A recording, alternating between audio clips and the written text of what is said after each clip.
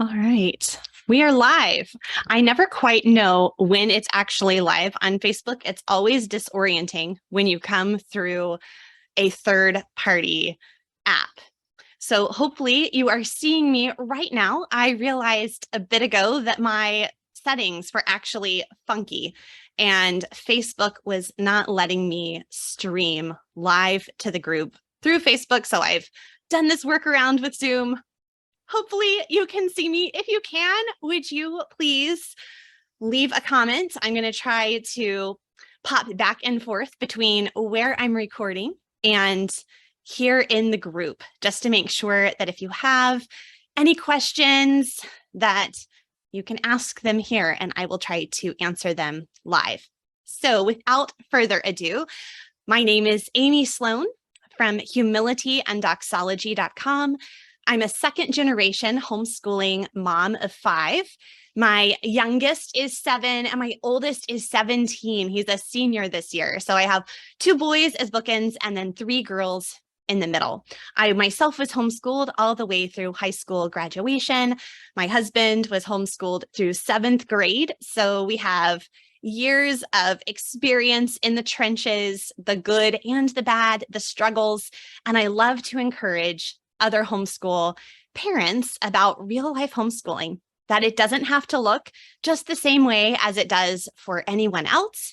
And we can rest secure in our identity in Jesus Christ. In fact, that is the only place to find lasting hope and peace in this sometimes challenging homeschool adventure. My workshop session here in the Homeschool Superheroes event is actually all about memory work. Memory work is something I am passionate about talking about, which maybe strikes you as a little strange because that doesn't sound like a very fun topic, maybe to you, depending on your past experience with memory work. But I am not talking about lists of facts or dates or things like this. I am talking about filling our minds and our children's minds with things like beautiful poetry, lots of God's word and scripture, hymns and songs and psalms, and even some historic speeches and documents. So if you kind of want to get the big picture of why I think this is important and a lot of practical tips for including it in your homeschool day, be sure to check out my workshop. It has not gone live yet. I think it goes live maybe at 3 Eastern. So it should be available basically as soon as you watch this live video, if you're watching in real time. But I did want to come today with a couple little practical bonus tips for you. One person actually asked in the group earlier, what about the mom who doesn't really have a poetry background? Maybe you're not even sure if you like poetry, but you certainly don't feel comfortable like teaching about it. And I think this is such a great question. You do not have to be an expert in order to be a homeschool mom in any field, and poetry is no exception. Because what is one of the great joys of homeschooling? Well, it's learning right alongside our kids, right? So I wanted to bring and show you actually one of my favorite books. Now, over on my website, humilityanddoxology.com, I actually have the ultimate poetry book list resource for you, divided up by topic, all of our family favorites. But if you could just start with one, I would recommend A Child's Introduction to Poetry. And it's by Michael Driscoll. You can tell this is my actual real, not fancy copy. It's the old edition that came with a CD, okay? The new edition actually comes with an MP3 download, I believe, a digital download. But I have been getting this book and sharing it with my children since my oldest was little. We checked it out so many times from the library that I finally just broke down and bought my own copy. And I love it because it goes through the history, a bit of poetry. It talks about different types of poems and then gives examples in the book itself. I'll just show you this page spread.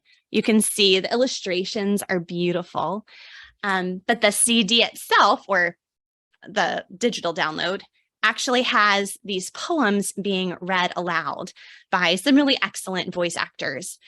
So you get to have sort of both experiences of listening to the beautiful lyricism of the poems, some very silly poems as well. And then the book kind of gives you a framework for understanding what's going on. What am I supposed to be listening for here? This would be a great book to just read like one little section a day with your kids, maybe at lunch, at the breakfast table. If you, like our family, has a morning time or morning basket routine, it would be a great addition. You could just sort of read through together. So if you are wondering, I kind of maybe want to think about adding poetry, but I'm not sure where to start, I would highly recommend A Child's Introduction to Poetry and just learn right alongside your kiddos. Now, I mentioned morning basket or morning time, and I wanted to talk to you a little bit about that. With memory work, I mentioned this in my workshop. It was something that I had wanted to include for a really long time in my homeschool many years ago, and I just couldn't figure out like where to do it. I had this ideal, but I couldn't figure out how to make it an actual reality in my day. And it wasn't until I started the morning time routine that it actually happened. Because sometimes, I don't know if this is your experience, but you have these great ideas and visions for what homeschooling could be like. And then you can't actually figure out how to make it happen in the day-to-day reality of your homeschool. So a morning time routine has enabled us to actually include regularly, almost every day, scripture memory, hymns, beautiful poems, Shakespeare, historic documents, all those kinds of things. And one of the things I love to do is actually share the plans that I make for my own family. I share them on my blog each month for free, and my email subscribers can download a printable PDF. Again, all for free. It's literally the same pages that I print out for my own kids, and I just put them up for you to enjoy. So I thought you might enjoy seeing what my family is doing this month. So this is our morning time for August. And I find putting our memory work in a little plastic sleeve is so handy because we can turn the pages and not worry about those holes, coming ripped out or losing something. Someone always is losing a page if we don't have them in the plastic. So I give everyone sort of the order that we're going to follow so that no one has to wonder what comes next. I don't have to remember either. Like there's so many details I'm trying to keep track of on any given day. And so I don't want to have to remember my own plan. So I have my reference guide too. And then I literally just print out what we're going to recite together. So this month, we are memorizing 1 Peter 1, verses 3 to 21. I talk more about why I alternate light and dark print in my workshop session, so you're not going to want to miss that. But we read and alternate the light and dark print kind of in a responsive reading format. So that's our current scripture memory passage. I also have a few catechism questions, and we loop through. So we don't do all of these every day. We do 3 questions a day. I will read the question, the kids read the answers, and we just loop through. So by the end of the month, you've really gotten a lot of review in. We're also working on the Declaration of Independence this month. We're studying early American history. I love to pursue a textbook-free approach to history. And one part of that is including original source documents in our memory work. So this month, we are reading a paragraph a day. So every 3 days, we cycle through this introduction to the Declaration. Next month, we will move to another section of the Declaration so that by the end of the year, we'll have cycled through the whole thing a few times. We're also memorizing a delightful poem. I'm sure you are familiar with it. You've probably seen a picture book version of this. It's Winkin', Blinkin', and Nod by Eugene Field. If you have not read this poem yet, read it today. You can go, it's over on my website in the Morning Time for August blog post. You can just read it for free from there. Read it to your children. It's so delightful. And we've really been enjoying reciting that together. The last little bit of memory work that we are including is a hymn, and we're singing, Ah, Holy Jesus, How Hast Thou Offended? This is a tune that our family was already familiar with, so I just printed off the lyrics.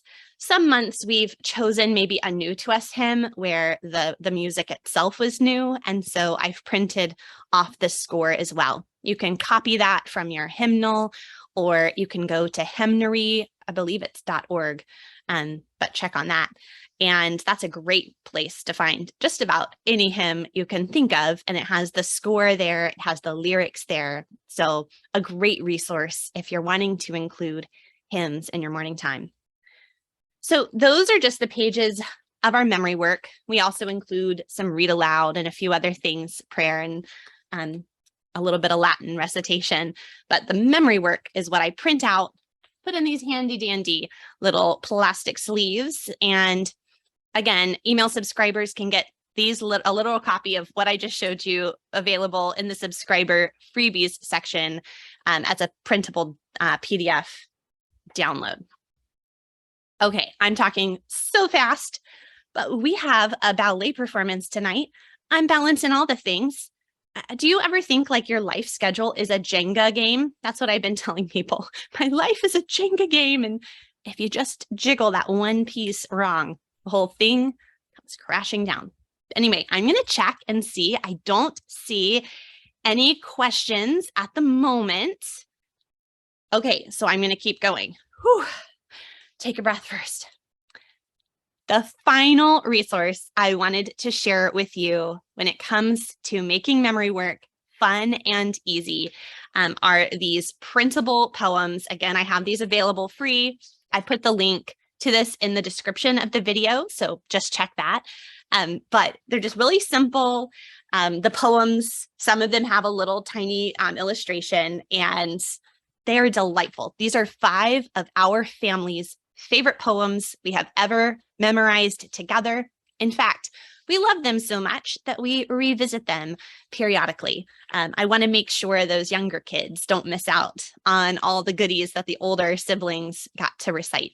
So these 5 are personal favorite: Death Be Not Proud by John Donne, Jabberwocky by Lewis Carroll, such a silly one, love it. My Shadow by Robert Louis Stevenson. My third daughter especially loves this poem, and I have an adorable video of her with like her missing little teeth several years ago at the park. This is on my YouTube channel, and she was feeling a little bit overwhelmed at the playground, and she came over to me and she said, "Mom, I think I just need to recite My Shadow and I will feel better." So I said, "Go ahead." So I got out my phone at the time. I was like, this is so adorable. And so she just recited it with just the most adorable enthusiasm. And then she felt better and went back to playing. And that is a picture of how poetry can minister to our hearts. Of course, the Word of God is the most valuable thing we memorize, but don't discount poetry as well. It can speak words and express some of our emotions sometimes, just help our brains process things in a really unique way. And it's so valuable. And I just love that story. And little Miss Grace and her little missing teeth reciting it is a memory I will always cherish.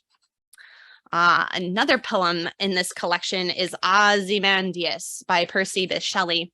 And if you were studying ancient times in particular, this is a great poem to read. To talk about the irony that's involved in the poem. It is fun anytime, but especially if you're studying ancient history this year.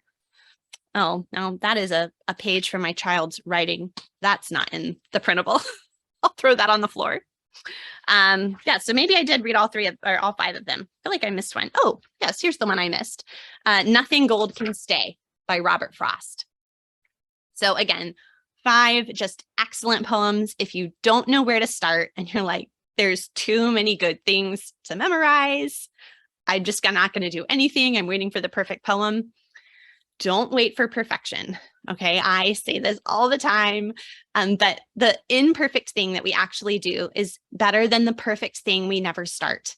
And so don't wait until you find the perfect memory work plan or the perfect Bible verse to memorize. If it's something that you want to include, just pick one thing and read it to your kids. And then the next day, read it again. And you'll be really surprised how those little bits really add up over time. And that's how it is with so much of our parenting and our homeschooling. It's those little moments, they add up by God's grace and as He equips us for this grand adventure. So I still don't see any questions. I'm going to check my notifications here one more time. If you have any follow-up questions, either from this live chat or from the workshop that's going up this afternoon, please don't hesitate to come back here and drop a question or a comment. Let me know if you have a favorite piece of memory work that your family has enjoyed. And then I would love to connect with you all around the internet. You can find me on social media at Humility and Doxology in all the places, Instagram, Facebook, YouTube. You can also listen to the Homeschool Conversations with Humility and Doxology podcast, wherever you get your podcasts. Season 6 is launching again on Monday after a special summer audio blog series. And my teen daughter actually was willing to come and be my special guest co-host for this episode. Normally I interview guests, but this was actually a listener Q&A episode. And Emma came on and brought a little teen snark to the conversation, but it was really a fun conversation. I would love for you to subscribe to that podcast and listen in on my chat with Emma on Monday. So I believe that is all. I'm going to go back in here and try to make sure I hit the right buttons. And I will look forward to chatting with you more and connecting with you here in the group.